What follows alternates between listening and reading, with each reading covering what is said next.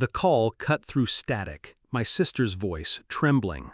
"Your wife's boyfriend broke your son's arm. He said it was discipline. He told him he'd finish the job when you're dead."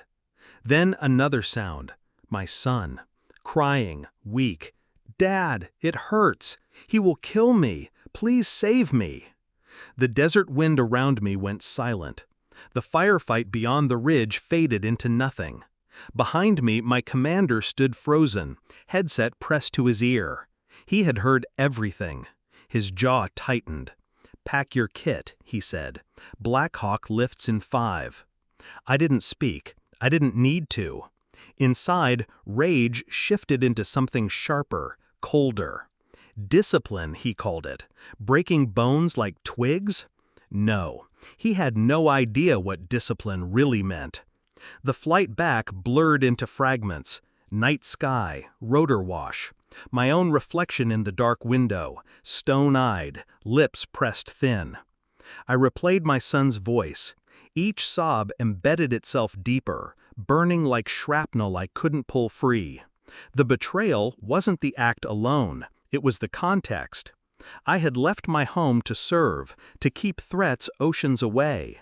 In my absence, a stranger walked in, slept in my bed, sat at my table, wore the mask of a father to my boy, and my wife allowed it. That was the fracture beneath the break, the wound I couldn't stitch. She had chosen him to fill the void I left, and when he bared his violence, she looked away. The signs had been there, her voice too warm when she said another man's name. The late nights explained with stilted excuses, a silence that sat too heavy at the other end of the line. I told myself I was imagining it. Distance breeds paranoia. Soldiers invent ghosts when the desert gets too quiet. But ghosts don't break bones. Ghosts don't tell a child he belongs in pain. Now I had truth sharper than any suspicion. And truth demands response. I didn't storm into the house. That would have been rage. Rage is sloppy.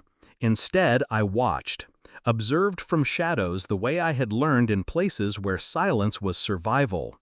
My son's arm was bound in a cast, clumsy and oversized. He held it close to his chest like a wounded bird. He tried to smile when he saw me, but his eyes betrayed him. Fear flickered there, fear of the man still inside. The boyfriend moved with arrogance, carrying beer bottles like trophies, laughing too loudly at jokes no one made. He didn't see me at first. Men like him rarely notice predators until it's too late. I traced his patterns, where he went, what he spent. I mirrored his phone, watched his conversations. His texts to my wife were explicit. Ownership disguised as affection. "He's weak. I'll make him tough. Don't worry, he won't be a problem much longer." Each word was a nail in the coffin he hadn't realized he'd built for himself. I spoke little to my wife. Her guilt leaked through her eyes, though her mouth tried to shape excuses. I let her speak. I let her believe silence meant forgiveness. But silence was strategy. I wasn't ready to strike until the evidence was complete, because when I hit, there would be no escape. The medical report lay on the kitchen table. X-rays, notes, words underlined by the doctor. Spiral fracture consistent with forceful twisting. Not a fall, not an accident. Intentional. She saw it first. Her hand trembled as she lifted the paper. "He didn't," she began, but her voice cracked under the weight of her own lie. Then he entered, saw the file, smirked. "You're making a big deal out of nothing." I turned to him slowly, my eyes locked on his, steady, unblinking. "You broke my son's arm." He opened his mouth, then shut it. For the first time, doubt flickered across his face. I didn't need to raise my voice.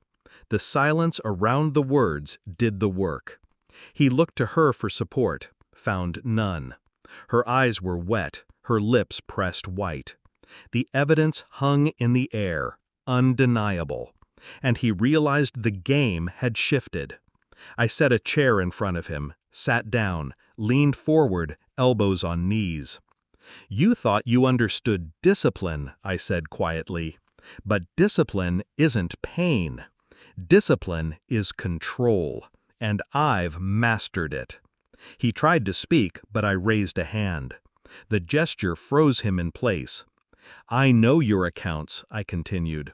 "Your debts, the charges you buried, the warrants waiting across state lines. I know every crack in the facade you built. And now, so does she." His face drained. He looked at my wife. She didn't deny it. I slid a folder across the table. Bank statements, texts, photographs, every lie, every cruelty cataloged with precision. "You're finished," I whispered. He stood, fists clenched. But he didn't strike. He couldn't. My calm suffocated him. Then I leaned back, almost casual. "You'll leave tonight, or the police will have you by morning. And trust me, I've already made the call." The realization broke him more than any punch could. His power evaporated, his arrogance dissolved, and he understood the lesson. Discipline is not rage. Discipline is inevitability. Later, when the house was quiet, I sat beside my son's bed. His breathing was steady now, no tremor of fear beneath it. I touched the cast gently.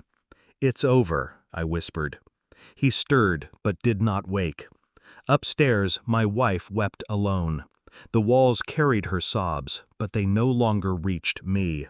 She had chosen her path. She had invited the wolf into our home. And now she would live with the memory of what it almost cost. I felt no pity, no anger left to burn, only clarity. The mission was complete. The boy was safe. The man was broken. And my silence would haunt her far longer than any words could. Some lessons scar the body, others scar the soul. Tonight, I taught both.